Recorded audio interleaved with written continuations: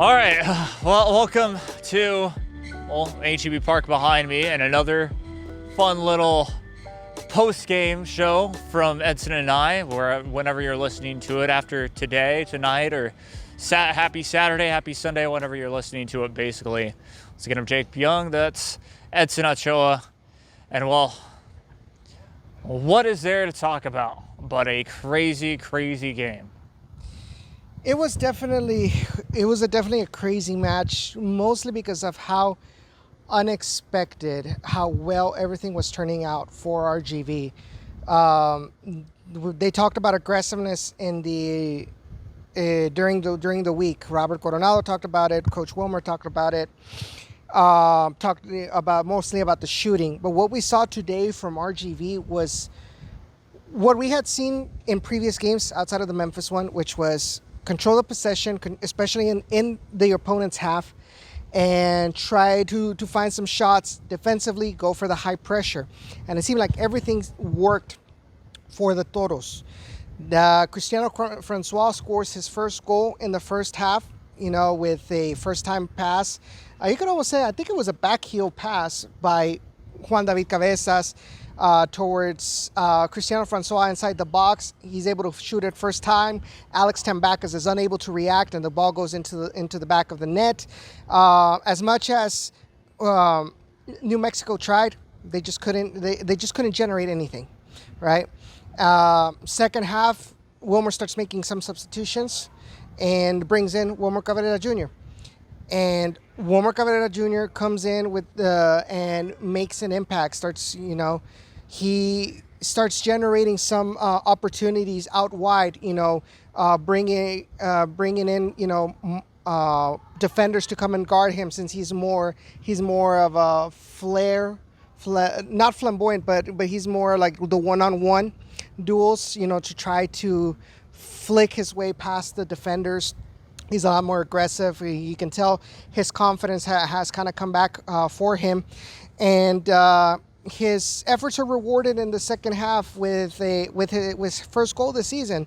And you could see the way he celebrated and the way the team celebrated. It was like a huge pressure was lifted off of their shoulders, and everything seemed to be going great for RGV in this game. But then stoppage time comes along. Wilmer starts making more substitutions, and in stoppage time, I think it was a span of 2 minutes. They kept on in the span of 2 minutes. We went from 2-0 winning to a 2-2 draw, and a lot of fans were frustrated. You heard a couple of boos at the final whistle. Mm-hmm. You saw a lot of the players, unconsolable. I think from those that I saw it felt like it hit Ricky the most. And I honestly felt terrible, because their efforts, all of the improvements that they made and all of the efforts that they did to score these 2 goals and lift that weight off their shoulders, at the end didn't really matter, because they end up losing 2 points here at home and the team is still winless. And honestly, it sucked. We talked to Wilmer Cabrera right now at the press conference, and he took all the blame. He said his intention was to give some minutes to Frank Nadarce and Eric Pimentel, one, because of their experience, and number 2, to kind of give them minutes. I want to say What I was thinking in my head was, I felt like maybe they got a little bit too overconfident. They got too overconfident of the inability of New Mexico to generate something. Mm-hmm. Yeah, I agree. It was frustrating to watch. I got a little upset at that point. I think the substitutions, yes, were very well intended. Wilmer Cabrera talked about it being well intended. Jerson Inoferio, said, yeah, give these players some minutes. he said Jerson, right? Yeah, Jerson as well. Give these players some minutes. I mean, both coaching staffs were basically saying this is a good move. It seems like we have this in the back. But I mean, it goes back to what I've always said: 2-0, no matter what time, is always a dangerous lead. And it's just you can't get that complacent. You can't get just ahead of yourself, because it's not over till the 90th, till the final whistle is blown. Yeah. And it's true. Just all of a sudden, you started to see, oh, the seas are kind of parting for New Mexico United. There's so much space inside the box. I saw it right before my eyes. I was on that little patio suite down there, because it's fun to watch it from field level sometimes, especially for that. And it just, you could instantly tell, oh no, this might have been a terrible idea, because Pimentel might not necessarily have wanted to play that aggressively, considering, well, I don't want to screw this up this time, which was good on him, but you still need to be aggressive. You still need to make sure to stop. And we've had a couple of instances too, Edson, before. Sometimes in those situations, a defender gets beat from RGVFC. What happens next? Referee blows the whistle, points to the spot, and we're in a penalty situation. So they didn't want to be that aggressive when New Mexico were able to get inside the box too. So it was a whole thing. And considering his tendency of getting red carded as well. Now, there's one thing that we need to talk about in the first half, and we'll analyze it more in depth on Wednesday when we look at the replay. But one thing that caught my eye from the first goal by New Mexico United is that the referee calls a foul in favor of New Mexico out here on this wing. Yeah. Right? And Frank Nodarce commits one of the he commits a crime against the capital rule of defender. Always pay attention to the play, no matter, even when the play is dead. Mm-hmm. Frank Nodarce turns his back on the two New Mexico players that were in the vicinity of where the play was going to resume. Yep. And New Mexico takes advantage of it and plays it quickly. Yep. So if y'all have seen other teams, other players in other leagues, and even here in the USL, when you're in a situation like that where you're trying to avoid, getting surprised, and you're trying to kind of waste time, what does a defender do when there's a free kick against you close to your box? You get in front of the ball. You get in front of the ball, and you force the referee to blow the whistle, move you to the designated distance, and then and here's the most important, they tell the attackers, you cannot resume play until I blow the whistle. And Frank Nodarce, surprisingly for me, because he had been playing so well so far this season, he loses his concentration. New Mexico takes advantage of that. Boom, cross into they play it short here out on the left wing, on their left wing. Gets the cross in, boom. Yeah. Goal against. Mm-hmm. And I mean, it goes back to not only being overconfident, but it's also that situation of, well, you train for a 90-minute game. Wilmer Cabrera even said it in the press conference. You have to be ready for extra time. Whether or not it's 5 minutes, guess what? That 5 minutes kind of got scrapped when New Mexico United but scored to make it 2-1. Yeah. All of a sudden, when it's 2-1, well, that takes another minute extra because a goal is scored. So normally the referees check that, and it's normally a minute with the celebration.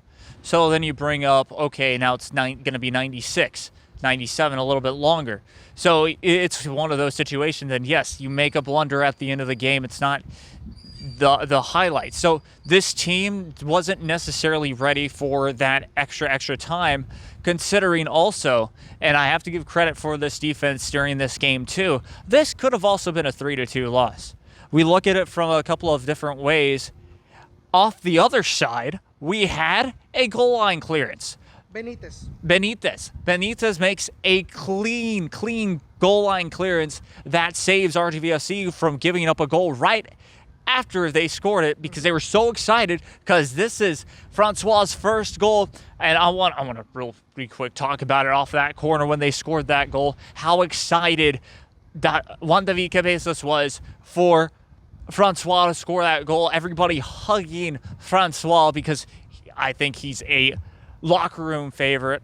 After this interview, I think this man is a stand-up guy. And it's one of those situations where definitely they weren't focused. Again, we go back to a bit of focus, and they woke up right afterwards and realized, oh shoot, we still have to play after that goal line clearance. So yeah, it's frustrating when at the end of the game you see that type of blunder, that type of mistake. But at the same time, they're thinking, just make it to the end, just make it to the end. They're probably not going to restart. This team's behind. Of course they're going to restart a bit faster, but he wasn't thinking that. It happens. It's frustrating. And I think that's one thing that you learn the tough way. You learn the tough way in that situation. And what more can you do? I know I make this a lot, but it's true. What more can you do in that sense besides standing in front of the ball, making the referee do that? And I reiterate, Wilmer Cabrera took responsibility for this result. He mentioned, in hindsight, maybe he shouldn't brought in Nodarse and Pimentel.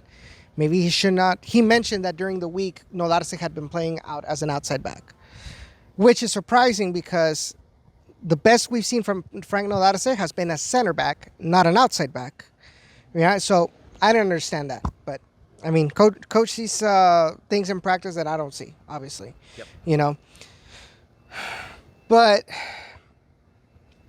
I think the biggest thing that we need to understand is that we talked about balance this past show. The ability to be good offensively and good defensively at the same time. Mm-hmm. And we saw that for the 90 minutes. We saw that they were great defensively. They were great offensively. Honestly, New Mexico had no idea how to defend. That second goal by Wilmer Cabrera Jr., you had your three center backs going up against, Taylor Davila, and they left Wilmer Jr. all alone out on their left side of the field to just receive, go up against Tambakis, and slot it, curve it past Tambakis and into the net. But when you lose that balance, Wilmer said it himself. This team at the 90th minute went back. They held themselves back. They stopped pressuring up on top. The team welcomed them welcomed New Mexico into the front of the 18-yard box. Try to find some crosses, and unfortunately, it's these lack of attentions that have costed this team two very valuable points. Because honestly, you look overall this game, New Mexico United looked terrible out there, terrible. And in just the span of 2 minutes, you'll lose all that hard work. Mm-hmm. And all you'll have left to talk about is a 2-2 draw. And honestly, the score doesn't reflect what happened. No. So it hurts. It honestly hurts. But I'm just kind of relieved in the fact that Wilmer Cabrera kind of, understood and accepted his fault and of what happened in the situation. And I guess it's just one of those things to move on. This is not an opportunity you get all of the time. This is obviously going to be huge motivation for the offense, or that's what it looked like. But then you see the end of the game and you see Ricky, down on the floor, with that hopelessness that, man, like I gave it my all, I gave it my best, and we almost had it and we just blew it. Yeah. And obviously they're not saying, oh, it's the defense's fault. Wilmer Jr. said it. This isn't us as a team. Yeah. Overall, we messed up. We as attackers, we are the first defenders. We have to go also and pressure. We didn't. And we just opened it up for them. Yeah. Yeah. It's a whole thing. And I mean, there's definitely positive to take away that we finally saw 2 goal scorers that hadn't scored this season that looked electric throughout this season. Well, granted, one was still slow to get to speed, but we saw promise in them, in my eyes at least. And yes, finally getting those goals, a huge stepping stone forward. Let's not forget that. Of course, it goes back. Francois said it. Wilmer Cabrera Jr. said it. Cabrera said it. There's so much work still to be done. And it looks like this is just a start.